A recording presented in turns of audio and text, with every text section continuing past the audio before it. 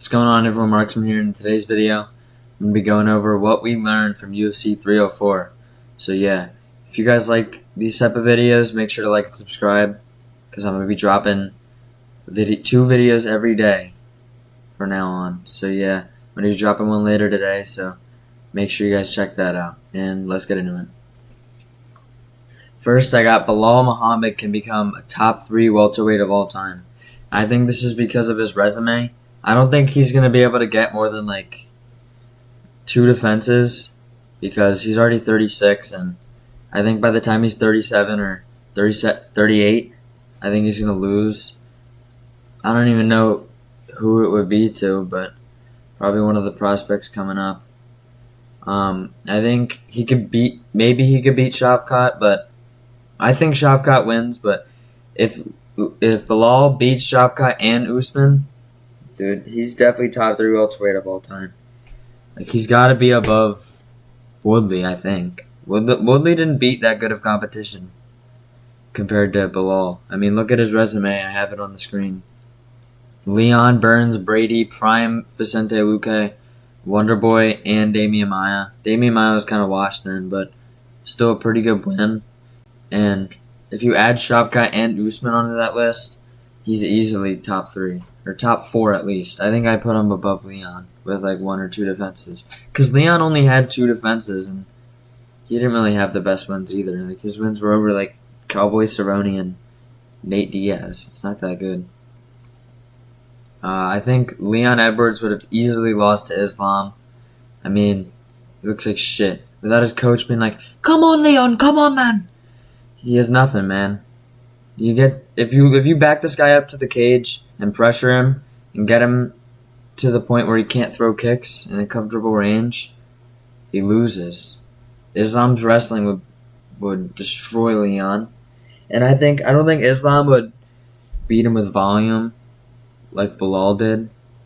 I think Islam would beat him by doing what he did to Volk, using his kicks and backing him up against the fence, and then he would shoot a takedown. And I think if Islam gets Leon's back, I think he's walking away with 50 G's because he's getting that submission easy.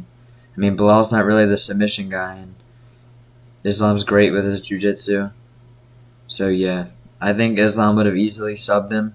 I don't know, he could have outboxed him too and won by decision. Or knockout. Doesn't even matter. Islam by however he wants. And I think Leon will stay in the top 5. I think he beats a lot of these guys, but I think later in the year he should return against Ian Gary. And if he loses that, I think he's done. I think he'll never be a champ again. But if he beats Ian Gary, I think maybe he could win the belt again. So next I got Tom Aspinall. Is easily the most talented heavyweight of all time. If you're ranking heavyweights just by their talent and how good they are, Aspinall's the GOAT right now. But obviously resume comes into play. He beats everyone right now. He beats Gane, he beats Jones, he beats Volkov. I mean, he already beat Volkov, but he'll do it again. In one round. I think he'll knock out Jones. The only way this guy loses is if he gets knocked out, because he does leave his chin in the air a lot, and I mean, John Jones is not knocking this dude out with a hook when he's backing out of range. John Jones doesn't have good punching power. And this guy could honestly become the GOAT. But it's hard to be a GOAT at heavyweight when there's such a high chance of getting knocked out. But I mean, this guy's getting better. His performances are getting better every time, and the competition's getting better. Like, this is insane. This guy's a specimen. Curtis Blaydes will never be the champ. Never. I mean, he actually looked pretty good on the feet against Aspinall, but as long as Aspinall's the champ, Blaydes is never touching that belt. I mean, he got knocked out against Pavlovich, got knocked out against Lewis, got knocked out against Aspinall. And he's lost every big fight. Every big fight, all these number 1 contender fights, pretty much the interim champion, the number 1 contender. Even though everyone knows this is the real championship. John Jones' thing doesn't matter.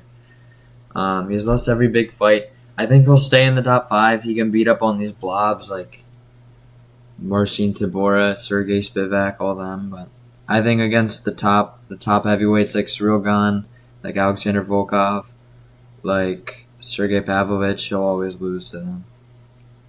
And even if he rematches Almeida, I think Almeida would sub him or beat him by decision. Paddy Pimblett, nothing. We didn't learn shit about Paddy Pimblett. Like, he has good grappling. Everyone knew that already. We didn't see enough to learn about his striking, to see if he improved. He loses to Moicano. Like, we don't know from what we've seen in his career.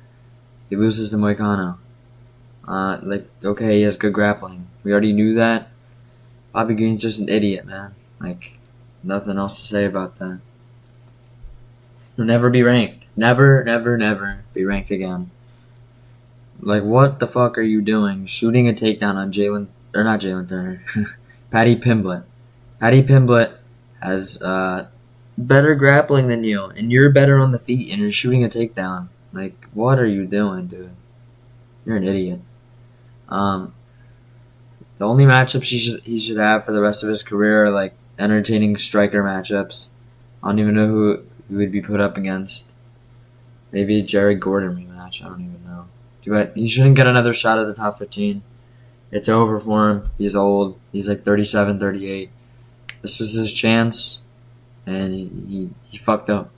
I wouldn't even be surprised if he got paid to take that L, because like that's negative fight IQ if you're shooting a takedown on Paddy Pimblett. Like, what are you doing, dude? What are you doing? And you were winning that fight on the feet too. Gregory Rodriguez can make a run at the top 5. More likely the top like 8, but that just sounds weird to say. His wrestling's really good. His striking's good too, and I think he beats all these guys like Brendan Allen, Chris Curtis, who else? Roman Dolidze if he doesn't move up to light heavyweight. Marvin Vettori. Like, he could string these wins together, maybe get a shot at the top 5. And yeah, that's pretty much it. He looked good in this fight. And yeah, I think he'll be ranked for a while. And I think he'll make like a good run. Arnold Allen, I think he's gonna be like a mainstay in the top 5. I don't even know if that's a word, but I think you guys know what I'm getting at. He'll be staying in the top 5 for a long time.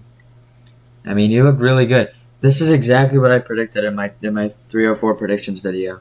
I had Arnold Allen losing the first round and winning the second and third.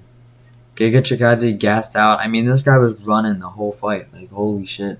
He was literally dancing, running around the octagon in circles for the whole fight. For the second and third, at least. He weathered the early storm. This is what I said in my prediction. So I was spot on. Arnold Allen, maybe it could have been a cleaner performance if he used the takedowns, but yeah, he looked good in this fight, and I think he beats majority of the featherweights. I'm trying to think of some that he could fight. Maybe like Josh Emmett. He beats Josh Emmett so easily, unless he doesn't get Bryce Mitchell put out seizuring on the canvas.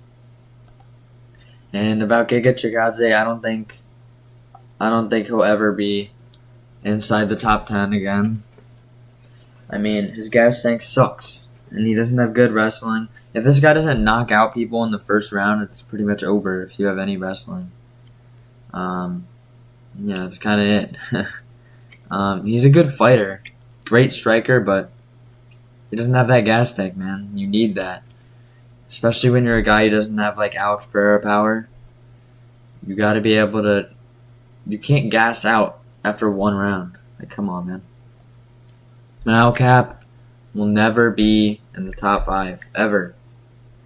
And the only way that he could is if he ends up throwing more strikes. I feel like this guy's just like an aura merchant. And people thought he was better than he actually was. This guy barely threw anything. He actually looked pretty good on the feet when he did throw. He could have won this fight if he threw more strikes. And his takedown defense looked pretty good when he wasn't getting pantsed.